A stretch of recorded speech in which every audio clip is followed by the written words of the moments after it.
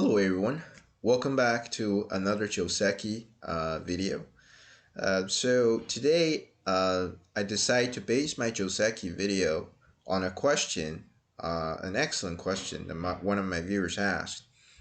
Is that he was asking me, well, remember Joseki about the kosumi kick. We said that this is the standard variation.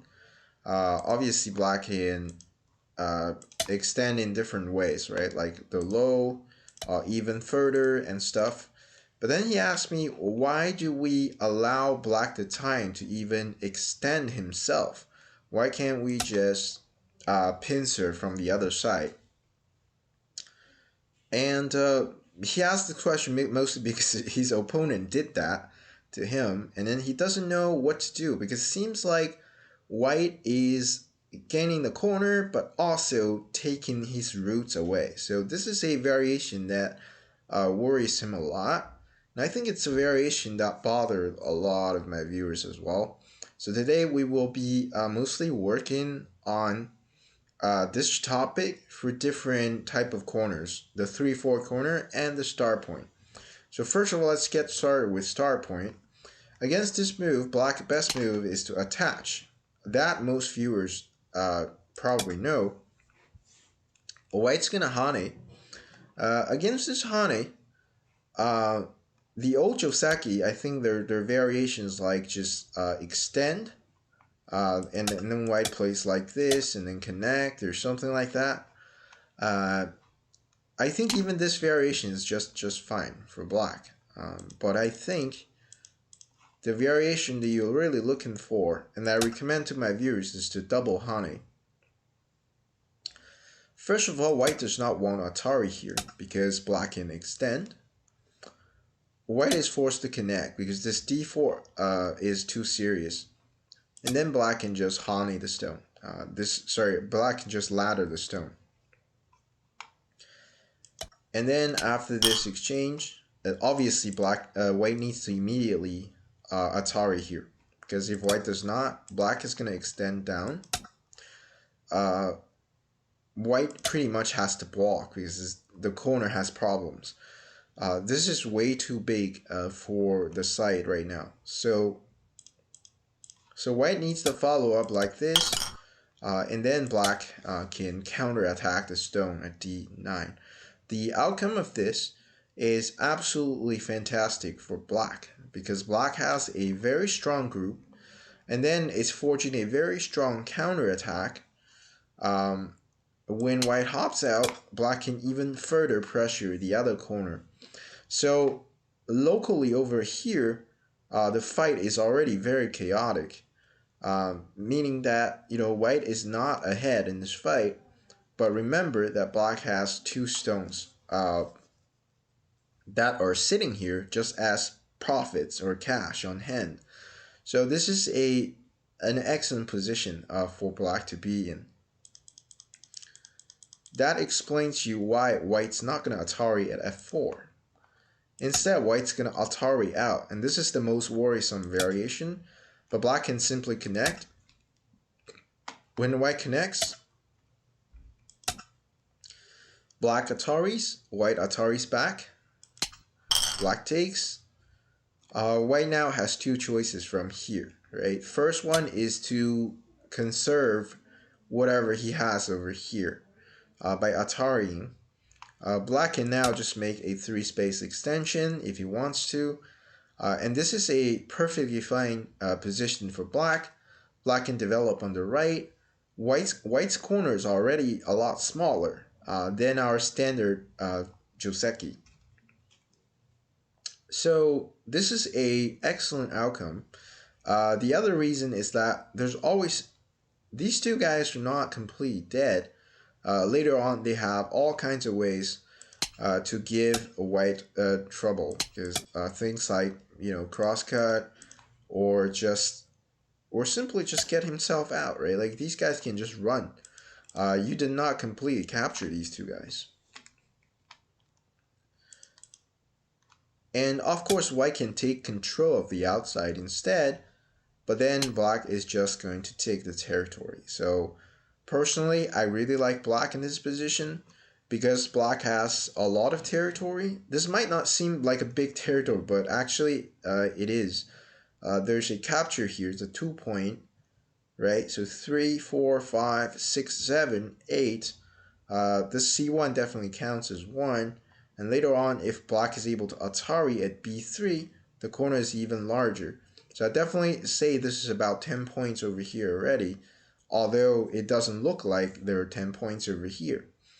The other problem that white is having potentially is that black actually has this Hane over here. That's very annoying to deal with. If white cuts, black's no Atari, and then connect himself. So this is able to pierce through over here, and then actually hurt D9 stone. Obviously, if white's Atari on top, black's not gonna even fight this ko. All what black's gonna do is gonna crawl until he lives with 10 points. So this is also a very nice position, especially for territory lovers. But I mean, honestly, it's for anyone, right? This is just a better position for black. All right, so that's how the kosumi kick works out in this variation for the start point. I don't think there are any refutations to what I said, or I mean, I don't think there are not refutations. Sorry, I don't think there are any sort of alternative variations, because when black attaches, this is pretty much forced. Like white's not gonna connect over here, because when black cuts and then kill the stone off, white gets nothing. So white has to connect, and then we reach here, and then we have two variations. So this is the pretty much covers all the concerns for the start point kick. So, well, what about the 3-4 kick? When black plays this one and then pincers, so obviously here you can do the same thing, right? And just play like this. There's no problem. The only concern is for white to play this one, but I think this is a sorry. So at this point, make sure you don't just immediately block, because this cutting point gets very severe. It's better for you to get this group very comfortable first, and then you fight over here. So this is actually just fine, right? Black is gonna Hane here first, forcing white to make a tiger's mouth, and then he hops out. This is a better fight for black. So if you like fighting, you can just accept this fight, and it's a better fight for you. If you don't like fighting though, you don't have to choose this variation. A better recommended variation by me is for you to play the small knight. This is the simplest way for you to deal with this situation. White should not attach you, because black is going to Hane. If white crosscut, black is able to Atari and then extend. This is a very common sequence. Now white is kind of in trouble. So if white fix the push through, black's going to ladder white's stone. So once again, the sequence, obviously we can tell that this is not going to work out, right? Because the entire corner just died, and that's pretty much game over, I'd say. Like, this is too large. So that's why white does not want to just attach. White's better move is probably just play a small knight. Black now can exchange this D16 stone, forcing white to connect. And now black can call it a day, and then he's free to play whatever he wants to play, because this group is extremely hard to attack, right? I can just leave you as an exercise. Can you find a good way for white to like forge an attack onto this group? I don't think immediately you can, right? So like it's just impossible. Like black has too many ways out. It's super difficult to attack. So black can just tanuki over here. And black is in a very comfortable situation, right? He got 3 stones outside that are taking profits. So that's how you would deal with honestly just this very aggressive a little bit of overplay. Back then, you can probably call this Joseki, but nowadays, not really. Like it's just an eliminated variation. So to illustrate that in a clearer manner, let's just say this happens, and our opponent pincers. Well, let's change our pincer position, right? Let's say white pincers over here, right? I think the best pincer is to play the. If you ever want to play this aggressive variation, you should pincer over here. Let's say, why don't we just change the flavor a little bit? Well, the same reason, black is going to play this. And for the same reason, white does not want to attach. And then we can exchange this move. Now this move starts to look bad because black can immediately counterattack.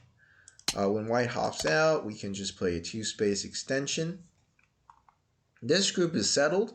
These two guys have to just race towards the right, right? Like it's like a marathon over here, and and then there's no reason for black to be scared of this attack. So this is a great position because black is able to get a group that's settled inside white's influence, and then there are 2 stones sitting outside.